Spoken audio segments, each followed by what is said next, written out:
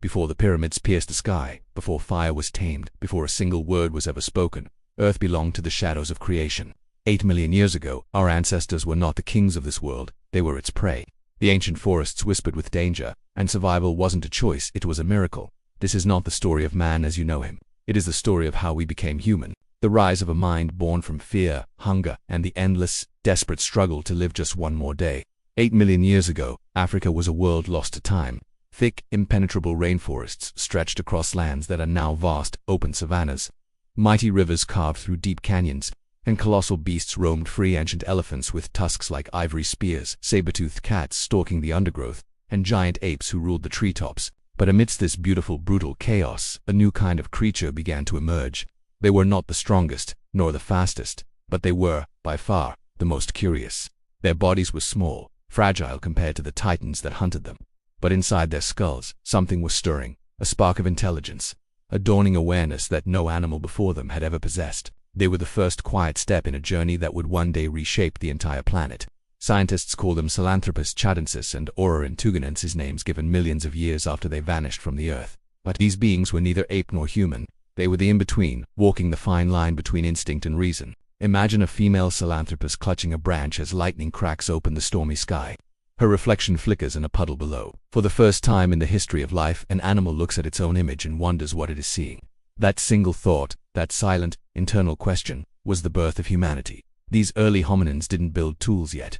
They didn't make fire. But they learned to do something revolutionary. They learned to walk upright, freeing their hands for a destiny they could never have imagined.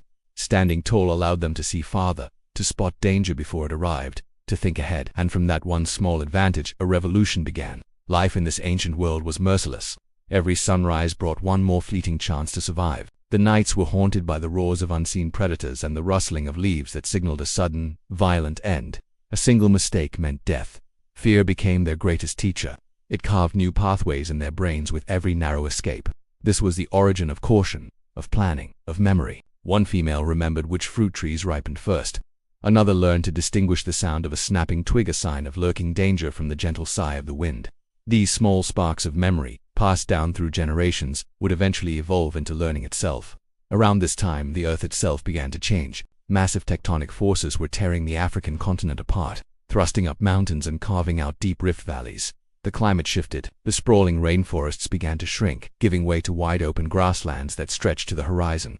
This environmental upheaval forced our ancestors out of the trees. The world they had known was disappearing, and survival now demanded adaptation. Walking upright was no longer just an advantage. It became a matter of life or death. Those who could traverse the new exposed plains could see predators from afar and travel between scarce sources of food. In that moment of crisis, evolution chose its path, and so did we. Before words, communication began with the eyes. A sharp, warning stare, a shared glance of fear, a silent, urgent call to flee. Slowly, the bonds between individuals grew stronger than they had ever been. From these primitive connections, empathy emerged, the ability to feel what another feels. And empathy would become our species' greatest superpower. Unlike other animals who largely lived and died alone, our ancestors discovered the strength of unity. They began to move as families, sharing food, protecting their young, and watching over each other. The idea of us was born. Fire was not yet tamed, but it was a terrifying and mesmerizing force of nature. When lightning ignited the forests, it sent all creatures fleeing in panic. Yet something inside our ancestors made them watch with awe from a safe distance. That flickering, uncontrollable light planted a question that would take millions of years to answer. Can we master the chaos of nature? For now, they could only watch. But the idea had been sparked, and once an idea exists, it never truly dies. Around 6 million years ago, the descendants of these beings began using stones. They weren't shaping them yet, but they were recognizing their power. A sharp-edged rock could slice open fruit or tear meat from a carcass. A heavy, rounded stone could crack open a shell to reveal the food inside. For the first time, a thought was deliberately turned into a physical action. Intelligence had become a tool. This was the first hint of something extraordinary, the rise of Homo habilis, the handyman. But before that name could be earned, millions of generations had to survive the merciless game of evolution. Every scream in the night, every loss, every desperate run through the forest, shaped the minds of the survivors. They began to remember where danger lived, the river bend where the great cats hunted, the thickets where the snakes hid. Fear became knowledge, knowledge became power, and power became survival. Somewhere in that deep past, a mother held her dying child under a blood-red sunset. She didn't understand death, not in the way we do, but she felt its immense, crushing weight, that moment of shared suffering, the ache of loss, was perhaps the first seed of spirituality. Our ancestors began to look up at the stars, not just as distant lights, but as mysteries. The first truly human emotion was not curiosity, it was grief. 8 million years ago, the first sparks of humanity glimmered faintly in the dark. Our ancestors didn't build kingdoms or carve monuments. They left no written records, but they gave us something far greater, the ability to wonder. And from that wonder, everything else would follow. The story of humanity does not begin with kings or empires, it begins with fear, with a trembling hand reaching for a stone, with eyes that dared to look at the stars and ask why, with hearts that, against all odds, refused to surrender. This is where we began, and what came next would change the earth forever. Thank you for joining us on this journey back in time. If you found this story as fascinating as we do, please hit that like button, subscribe to our channel, and ring the bell so you don't miss the next chapter in our incredible human story. The world had changed. The dense jungles that once sheltered our ancestors were fading, replaced by endless golden savannas that shimmered beneath the merciless African sun. The air was drier, the ground cracked, and survival demanded something more than strength. It demanded imagination, and so began a new age, the age of tools, the age when the mind became the sharpest weapon on Earth. Around 2.8 million years ago, a new kind of being walked the Earth. They were smaller than us, barely standing 4 feet tall, but inside their skulls, something extraordinary was unfolding. Their brains were nearly twice the size of their predecessors. Their hands, more dexterous, more curious, began to shape the world around them. For the first time, thought took physical form. A simple stone tool, sharp, crude, yet revolutionary. It marked the beginning of technology. Imagine that moment, a sharp-edged stone slicing through animal hide. The thrill of success, the realization that this jagged thing could make life easier. No creature before had ever altered the natural world to suit its needs. This was the birth of invention, and with it, the dawn of control. These first tools weren't complex, just flakes, struck from larger rocks, but each strike carried intent. Each tool was a memory preserved, a lesson learned, passed silently from one generation to the next. This was not instinct anymore. This was culture. For the first time in history, knowledge was shared deliberately. A mother showed her child how to hold a stone. A father demonstrated how to strike it just right to get the sharpest edge. These small gestures, repeated countless times across millennia, built something invisible, the transmission of learning, humanity's greatest inheritance. Through teaching, they transcended nature. Each generation started a little further ahead than the last. Evolution had found a new engine. With tools came meat. With meat came strength. And with strength came dominance. No longer bound to the mercy of scavenging, these early humans began to hunt. Not with speed or claws, but with cooperation, the most powerful weapon ever forged. For the first time, unity meant survival. The lone ape had become part of a tribe. Around shared kills, they developed more than strategy. They developed connection. Sharing food wasn't just an act of necessity, it was an act of meaning. It said, "You belong." Night in the prehistoric world was a terror unlike anything we can imagine. The dark wasn't empty, it was alive. Lions, hyenas, things that moved unseen. But amidst that fear, something began to glow in the distance. Fire, uncontrolled, untamedly mourn. At first they feared it, but slowly, curiosity overcame terror. They began to draw closer to its warmth after storms, to sleep near the dying embers. They didn't yet know how to make it, but they began to understand its power. Fire was light. Light meant safety. Safety meant dreams. For the first time, darkness had an enemy, and with it, humanity had found its soul. Before words, there were gestures. A nod meant danger. A raised hand meant weight. A tap on the shoulder meant trust. Communication evolved not through sound, but through rhythm, through the body, through emotion. These signals gave birth to early forms of language, a rhythm of meaning that would, over countless generations, evolve into speech. But even before words, there was something deeper. Emotion, the shared look between a mother and child, the cry of warning, the laugh of relief after danger passed. These weren't just instincts, they were the building blocks of civilization. One evening an elder fell. He didn't rise again. The group stayed beside him longer than necessary. They didn't understand death, but they felt it. For the first time, a creature stayed to mourn. That simple act, staying, changed everything. The moment we began to care for our dead, we became human. Death gave rise to ritual. Ritual gave rise to belief. Belief gave rise to purpose. It was the first whisper of something divine, a voice, not from the earth, but from within the mind. As generations passed, small bands began to migrate following rivers, herds, and seasons. Africa became their training ground, but their destiny lay beyond. They crossed valleys, scaled cliffs, and wandered into lands no living thing had dared to claim. Their feet left prints in the dust that would one day be found by archaeologists, silent echoes of courage. For the first time, curiosity was stronger than fear. They were not just surviving anymore, they were exploring. As their numbers grew, new dynamics emerged. leadership roles and cooperation. Some guarded, some gathered, some taught. The first division of purpose appeared. It was primitive, unspoken, but real. The tribe was no longer just a cluster of bodies, it was an organism. Each part mattered. This was the birth of social order, not imposed by force but woven by need. And at the heart of it all, something new began: storytelling. The elders mimed hunts, imitated animals, reenacted victories. These weren't mere games, they were the first stories, passed by gesture and sound. From these shadows of storytelling, civilization would one day be born. Around 1.5 million years ago, fire was finally tamed. Homo erectus, descendants of Homo habilis, learned the secret that lightning had kept for ages. Sparks, friction, ember, the mastery of flame. It changed everything. Fire turned night into day. It hardened wood, cooked food, and kept predators at bay. But more than that, it gave humanity time to think, time to dream, time to plan. Fire wasn't just warmth, it was wisdom. It was the first tool that gave humans control over nature itself, and from that control came destiny. Near the warmth of firelight, the tribe began to notice patterns in the smoke, shapes in the embers. Some drew with charcoal on cave walls, crude lines and figures, perhaps marks of hunts, or prayers, or memories. These were the first human symbols, the first attempt to leave a message for the unseen. They weren't just surviving anymore, they were remembering. Memory became art, art became history. With fire came something deeper: conversation. Around its light, fears were shared, laughter echoed, and the tribe became more than individuals. They became a people. Language began to form, first as sounds, then as meaning. The human voice was being born, and with language came identity. They began to name things. Naming meant ownership. Ownership meant belonging. The human story was no longer written in bones, it was spoken in flame. As centuries rolled into millennia, Homo habilis and their descendants spread across continents, adapting to climates, shaping new tools, and evolving minds capable of reasoning, compassion, and vision. Each generation stood upon the shoulders of the last. Each discovery brought them closer to the threshold of modern humanity. The age of tools had reshaped the world and the mind that created them. The age of tools was ending. A new species was rising: Homo erectus, the wanderer, the firebearer, the storyteller. The foundation was laid. The spark of civilization had been struck. They began as prey. They became hunters. They learned to think, to teach, to feel, to dream. And with that, they set in motion everything that would follow. The hands that once shaped stone would one day shape empires.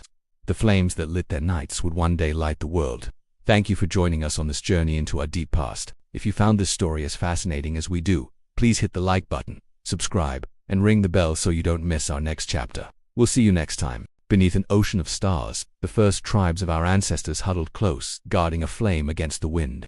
This fire was not just heat, it was life itself. In its glow, faces dreamed. The flickering shadows danced across skin as soft whispers filled the air. This was the moment our story truly began. The fire, once a terror, was now a servant, a companion, a defining force. When lightning split the sky, they no longer cowered, they captured it. Coals, wrapped in dried grass, traveled from one camp to another. For the first time, we were not prisoners of daylight, we owned the night. As seasons turned and herds roamed, so did we. Humanity spilled out of East Africa, venturing north and east, pushing into Arabia, Asia, and the far-flung corners of a world in flux.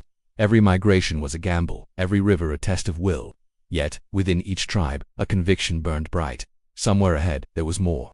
They trailed mammoths across frozen tundra and crossed deserts, where the horizon shimmered into nothing. Children were born under alien constellations. Elders passed, their eyes fixed on lands they would never reach. This was no longer a single tribe, but a species on the move, learning what it meant to be everywhere. In the beginning, there was only rhythm, grunts, hums, patterns of sound. But slowly, with painstaking effort, meaning began to bloom. One sound for water, another for danger, a soft murmur for comfort, a cry that meant home. Communication was evolving from raw instinct to conscious intention. Around the fire, these sounds wove into songs, into stories carried on breath. With every new syllable, the world expanded. We could now imagine what wasn't there, share the lessons of the past, and warn of the future. Words gave shape to time itself. The world was a place of terrifying wonder. Lightning shattered trees without reason. Rivers flooded and then vanished. Predators emerged like ghosts from the shadows. To make sense of it all, we created belief. We saw spirits in the storm, a will in the wind, a purpose in death. A sunrise was not just light, it was a rebirth.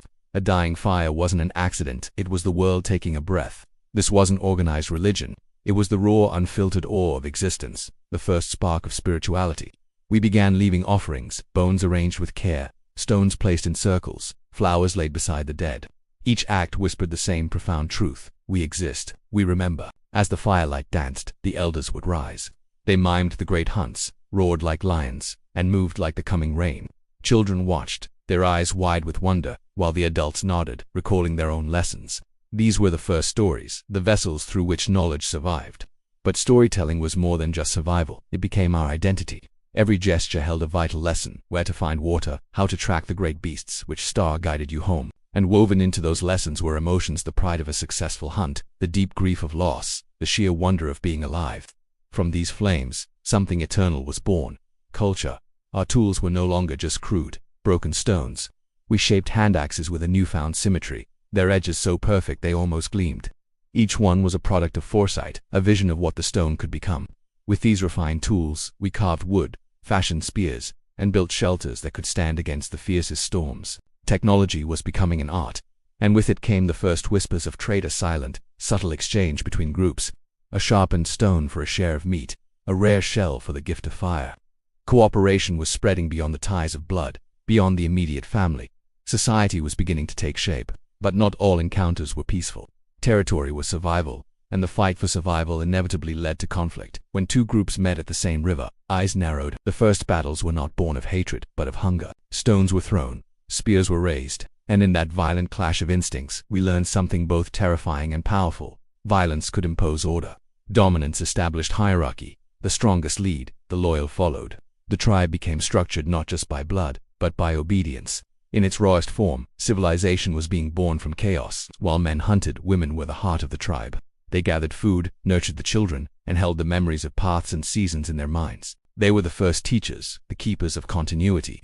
In their songs and gentle gestures, the very rhythm of life was preserved. Every birth was a triumph, a rare victory against the ever-present threat of extinction. Newborns were painted with ash and red earth, ancient symbols of strength and renewal. It was here, in their arms, that humanity first learned compassion. Over centuries, art began to blossom in the darkness. On stone walls, figures took shape in red ochre. Animals were scratched into rock with patient hands. The artists weren't just recording life, they were transcending it. In these deep, silent chambers, they captured motion, memory, and mystery. Each painting was a conversation with the unseen world. They drew not only what they saw, but what they felt: fear, hope, gratitude. These caves were our first cathedrals, and their echoes still resonate within us today. Certain individuals began to stand apart: those who seemed to understand the world on a deeper level. They watched the stars, studied the properties of herbs, and sensed the storms before they arrived. They were the first healers and dreamers, the precursors to shamans. Through their insights, myth took form.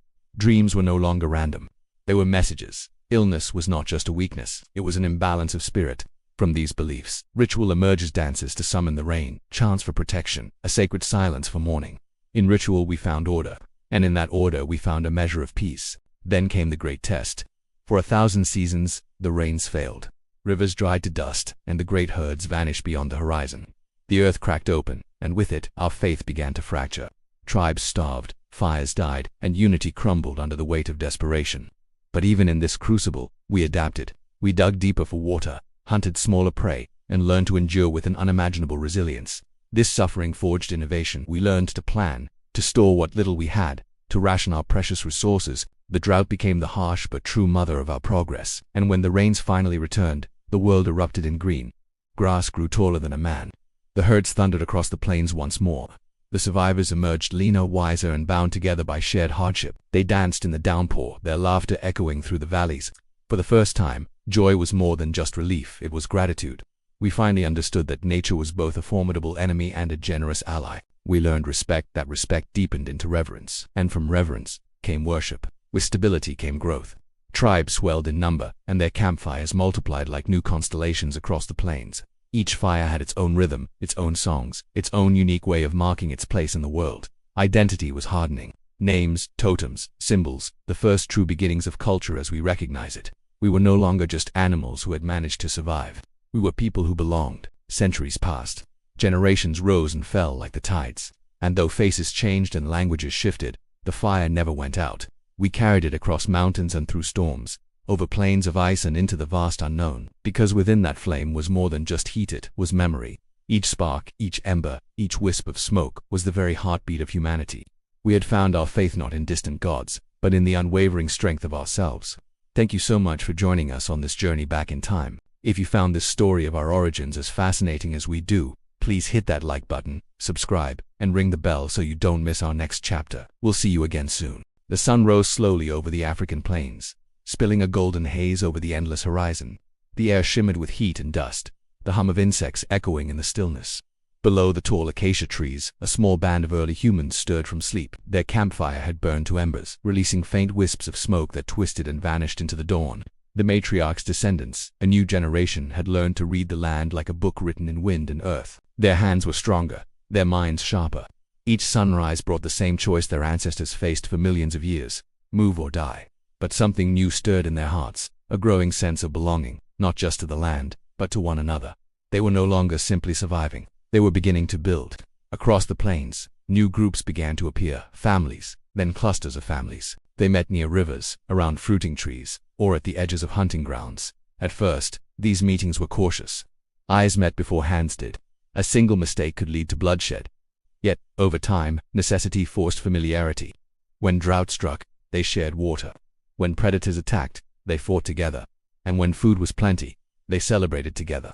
From this fragile cooperation, something extraordinary began to emerge. The first signs of tribal identity. A certain group might wear feathers in their hair, another might paint red clay on their faces. These marks weren't decoration, they were meaning, a sign of who you were, who you belonged to. For the first time, humanity looked outward and said, "We are us." As the seasons passed, these tribes began to shape their environments in subtle ways.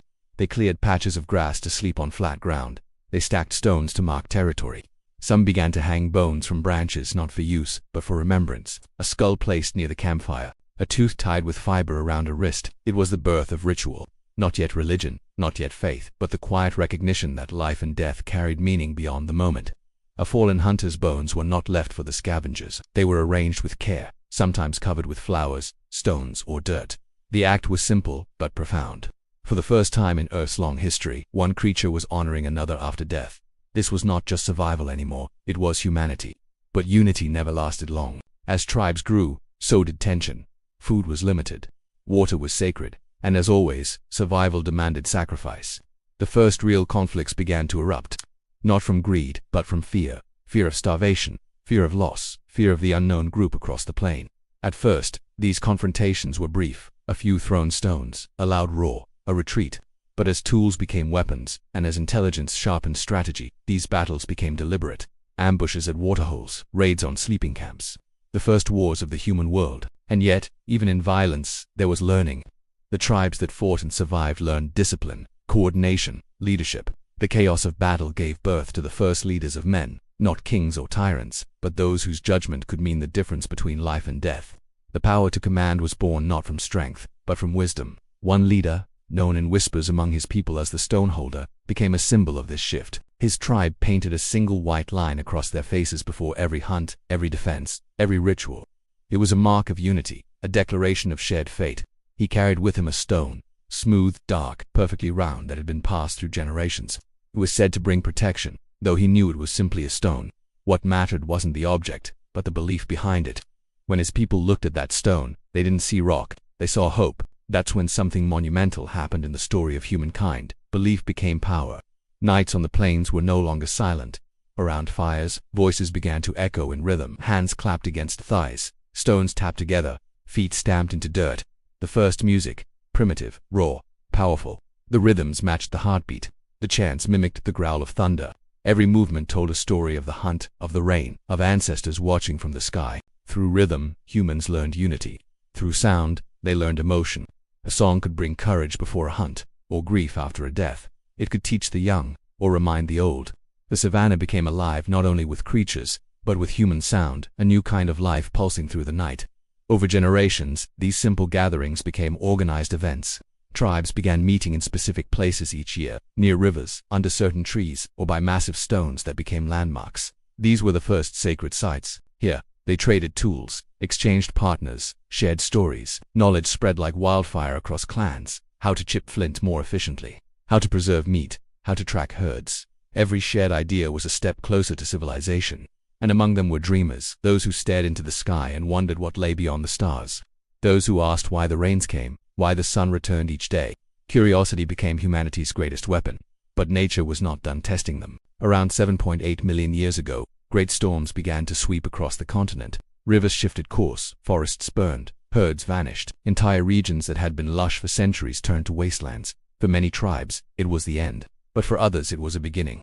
Those who adapted learned to follow the rains, to store roots and nuts for dry seasons, to build temporary shelters of grass and bark. They became the first nomads, wandering, surviving, evolving. Each step they took carried the memory of a fallen world. Among the nomads was a young woman, agile, fierce, and observant. She noticed things others ignored: the way vultures circled over distant hills, the pattern of wind in the grass before a storm, the taste of certain leaves that eased pain. She became known as the Watcher. Her people trusted her instincts more than the elders' words. She was the first of her kind, a healer, a seer, an early scientist. When others prayed to the spirits, she studied them. She saw cause and effect where others saw magic. When someone fell ill after eating rotten meat, she remembered. When a man recovered after chewing a bitter root, she noted. Her knowledge saved lives, and that knowledge became power. Her tribe began to survive where others fell. It was through such minds that humanity's path was shaped by the thinkers, the observers, the quiet ones who watched patterns and connected dots. Generations passed. Children were born under the stars, carrying the genes of survival, intelligence, and adaptability. The world was slowly moving toward the next great leap, one that would eventually give rise to Homo habilis, the first true toolmaker. But even here, millions of years earlier, the foundation had already been laid. They had learned cooperation, language, fire, and faith. They had learned death and meaning. They had learned art and sound. They had, in essence, learned to be human. At the edge of a cliff overlooking the wide valley, an old man sat watching the sunset. His hair was white with dust, his eyes clouded but deep. Around him, children laughed and threw pebbles into the air. The wind brushed over them softly, carrying the scent of the distant rain. He couldn't explain it, but he felt something stir inside, something vast and eternal. The sense that his people were part of a story far greater than themselves. Perhaps he was the first human to feel awe. That sense of wonder, that spark of imagination. It was the same feeling that would one day build cities, paint caves, invent gods, and look toward the stars. In that moment, as the sun dipped below the earth, the human story took another step forward, quiet, invisible, unstoppable. The night sky stretched endlessly, a vast ocean of black pierced by ancient stars. Their light had traveled millions of years, older even than the world the early ones now walked upon. And beneath that light, under flickering shadows of fire and wind, stood the first echoes of us, a cluster of beings gathered around a dying flame, the embers of their world, mirroring the pulse of something entirely new, consciousness. The air was thick with the smell of wet soil and decay. The forest was restless, whispering through the tall ferns and heavy branches. The ground trembled faintly, not from beasts this time, but from the slow, grinding heartbeat of the earth itself. Volcanoes simmered in the distance, mountains groaned under tectonic weight, and storms brewed in the skies. Nature was sculpting the world once again, and amid that chaos, something fragile but defiant persisted: the will to remember. The clan had changed. No longer did they wander blindly across endless plains in search of safety. They began to returning to the same river, the same grove of twisted trees, the same shelter of stone where the echoes of laughter and sorrow lingered. It was the first sign of territory, of belonging. The matriarch, old and scarred from a lifetime of survival, watched the young ones play by the water. They mimicked the hunt, learning not just through instinct but imitation. She saw them throw stones not in anger but with aim, small gestures of intent that carried enormous consequence. From play came purpose. From purpose came control. The clan had begun to speak in gestures, clicks, and grunts. Not yet words, not yet stories, but the roots of communication. A hand to the chest meant hunger. A finger pointed east meant danger. A tap on the arm meant come with me. Meaning was forming. The silent chaos of instinct was giving way to a symphony of shared thought, and that changed everything. Far across the plains, herds began to shift. Climate was changing faster than before. Lakes dried into salt flats, forests thinned into grasslands. Food grew scarce, and so did hope. But where one creature saw despair, another saw opportunity. The early ones, our distant ancestors, adapted. They followed the migration routes of animals not as predators but as strategists. They studied patterns, remembered paths, and learned to use the wind, the terrain, and even sound to their advantage. For the first time in history, survival was not just luck, it was intelligence. One young male, his hair thick with dust, his eyes sharp with awareness, began to lead. Not because he fought the strongest, but because he saw the farthest. He noticed when the rains would come by reading the sky. He sensed when predators were near by the rhythm of silence in the jungle. He learned that fire, once feared, could be tamed. The first flickers of leadership were born not through dominance, but wisdom.